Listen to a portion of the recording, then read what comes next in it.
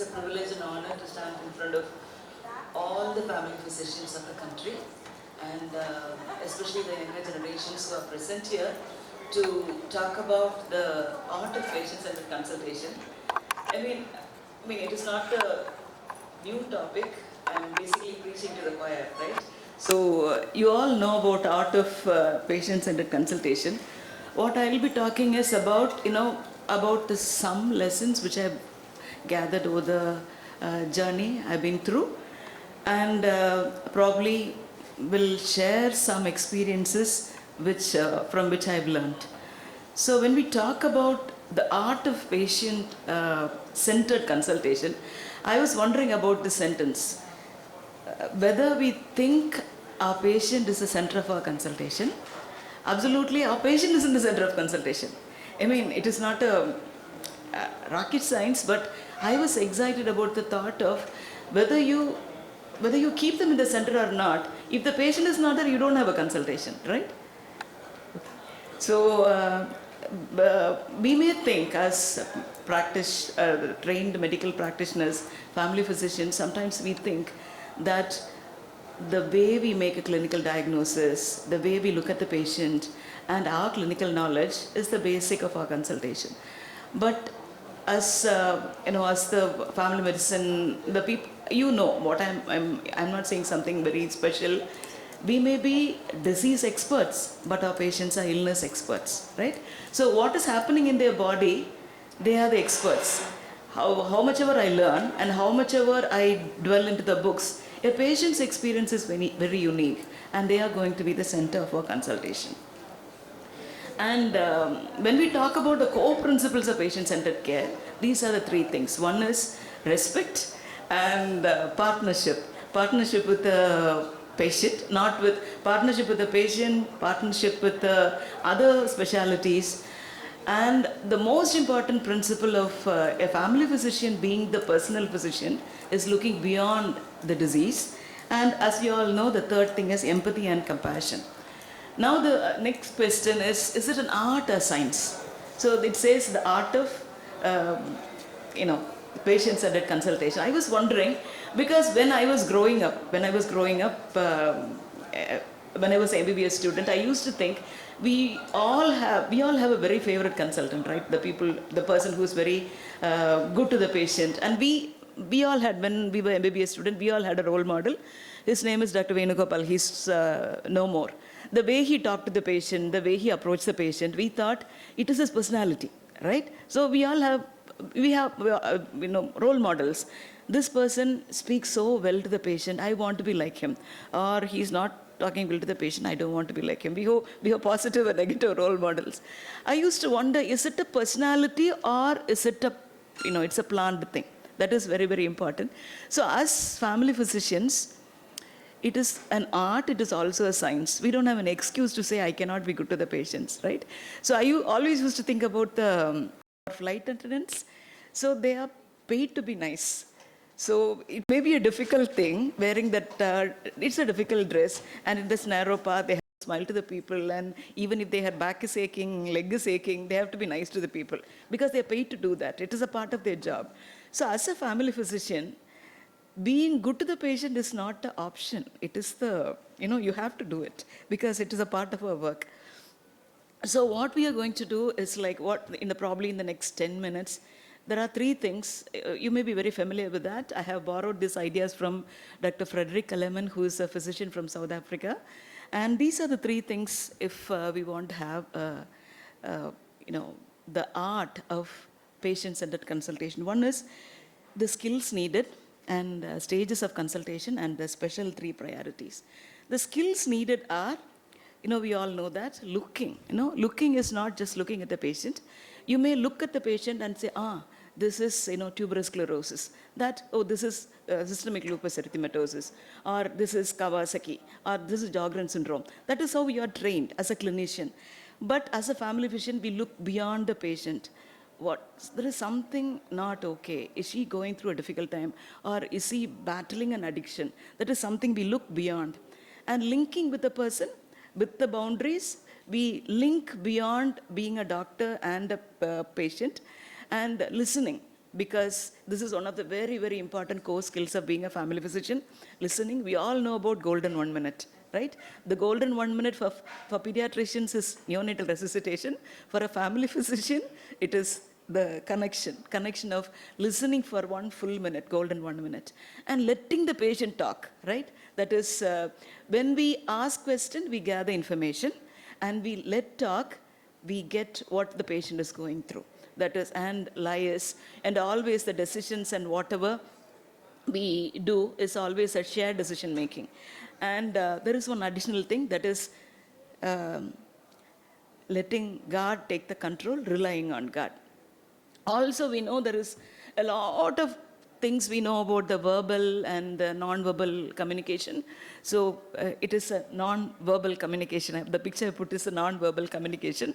So that is also a very important part of our patient-centered consultation. Now we are going to see about the Calgary-Cambridge model, which tells us about the stages of a patient-centered consultation. One is we initiate the meeting, that is, you talk to the patient and initiate the meeting. And as every consultation, we gather the information. Here comes the very important part. We talk about, as a family physician, we not only look at the clinical assessment, but also we look at the clinical, individual, contextual, which we talk, say, as a 3-stage assessment. You are all familiar with that. Then we go for the physical examination.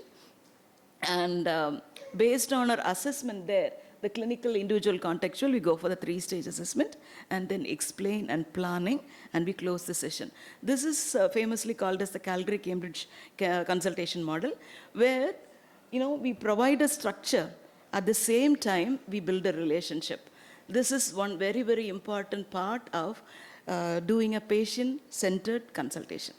And we also know there are special 3 priorities and golden 1 minute. Golden 1 minute is, if it were a class, I would have asked, but I cannot ask. My immediate reflex is to ask a question, what is golden 1 minute? But it is supposed to be this thing. What is golden 1 minute is, you ask a question, open question, so how are you doing today? And we allow 1 minute, for the patient to say. And we also know the studies say that most of the doctors allow 18 seconds for the patients to talk, to vent out all those things. But as family physician, we are trained to do a golden 1 minute of listening, reflective listening. Few weeks ago, I was with a batch where they were doing a consultation skill exam. So they started a consultation skill, one young, very beautiful girl, and the simulated patient was telling his history, and he stopped, probably at 20 seconds. And the doctor who was examining her said, and I said, what are you doing? And said, ma'am, I'm maintaining the golden 1 minute. You need not maintain a silence. It can be echoing, emphasizing, encouraging, like we all do, no? Continue. Oh, it is for 3 days. It is headache, not neck pain. All those things we do it in the golden 1 minute. We all know that. That is one of the very important skills of doing a very patient-centered consultation. Second is 3-stage assessment. This is the anchor and the heart of family medicine. We all know that. So, as probably, say for this picture, a patient is admitted with, the sudden hypertensive, not a good compliance, admitted with a sudden difficulty in breathing, and he has bilateral crepitations and saturation is low. We all know he has a pulmonary edema. When you examine, that is a clinical diagnosis. We are all trained to do that. But also, as a human being, when everybody is gone, the staffs have started writing the, nurses' notes, and the lights are dimmed, and he's alone thinking about, what am I doing here? And why am I here? How am I going to pay for all these things? It looks very expensive. Did I do some sin? Did I hurt someone? Why have I landed in this bed? What am I going to do with my children? If I die, what will my children do? That is something which is going on inside his heart. That is what we call as ideas, concerns, expectations, fears. That we what we call as an individual assessment. And finally, if you see this picture, the treatment will entirely change, right? The same patient, but he has a context outside. What is happening inside his body is the clinical. What is going inside his heart is individual. And what is going around his is the contextual. A family physician, unless he assesses these 3, he will not be able to do a very good patient-centered consultation. So, suppose if the patient is like that, probably we will shift him out of ICU as early as possible, or do other things which will help him to manage this crisis. And the third priority is shared decision making. I'm sorry. So when we make a decision as a family physician, we always do the shared decision making. We explain these are the strategies, and the patient also has concerns and expectations. So that is how we make the shared decision making. So we talked about what are the things we do, and what are the stages, what are the skills needed, what are the stages needed for the good consultation, and what are the 3 important priorities. And I'll stop with, stop. I have 3 minutes. I have very, very, very important. There are many people who will recognize this person. This is Casey Patti.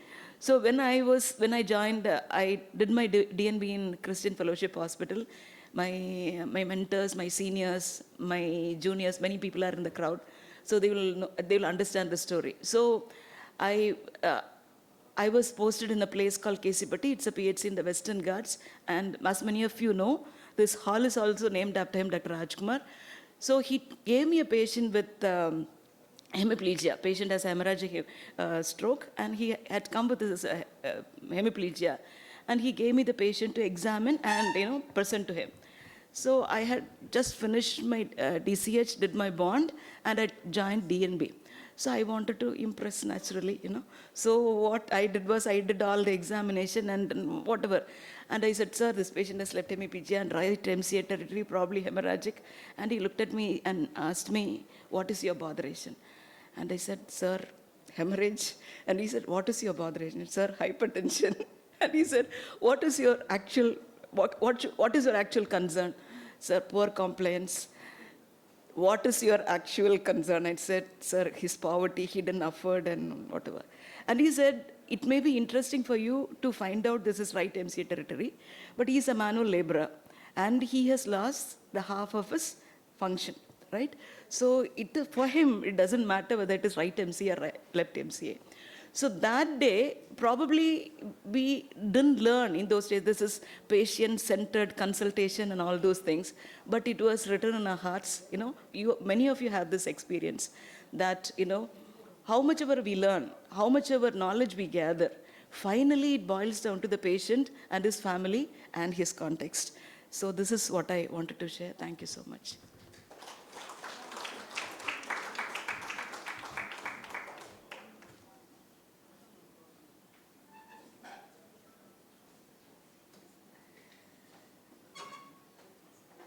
Our next speaker is Dr. Isaac David Rajamani. Please welcome to the stage. He's done his MBBS in Madurai Medical College, worked in